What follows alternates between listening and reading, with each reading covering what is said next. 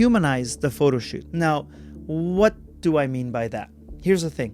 If a model is shooting with me, I will humanize the experience, okay? That means be a human being and sit down with them and make them feel comfortable because they're a guest at your shoot. You are the director. You are the photographer. So you want them to feel incredibly welcome in your presence, in your domain, okay? One way we do this is we humanize it. Like we actually bring real life experiences to it.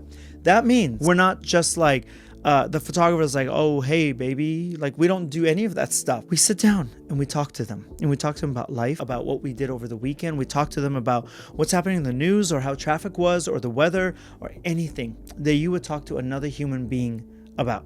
Because models are sadly and mistakenly not treated like a human being sometimes on set. And this is something that we as photographers have to accept that as part of our accountability. Now, I know that you're not doing that, and I know that I'm not doing that, but some of our peers are. So we have to step it up and make sure that models feel great.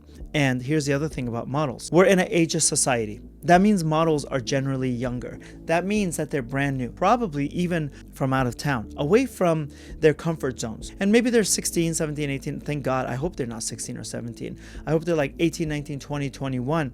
That still is very young. And they're coming into your studio. They're coming into your space. You humanize that experience for them and you make them feel comfortable. I won't sit down and tower over them.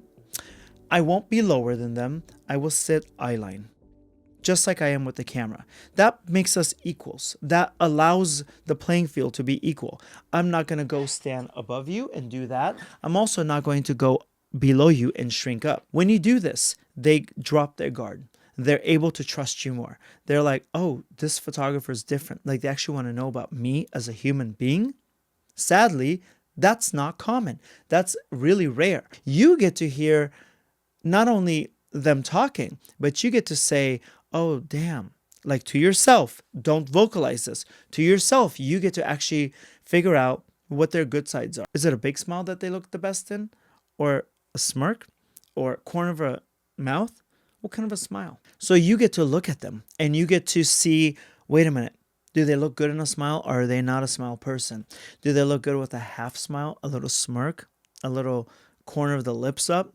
Or are they more of a serious person? You are looking at their good and their bad in relation to the photo shoot, okay?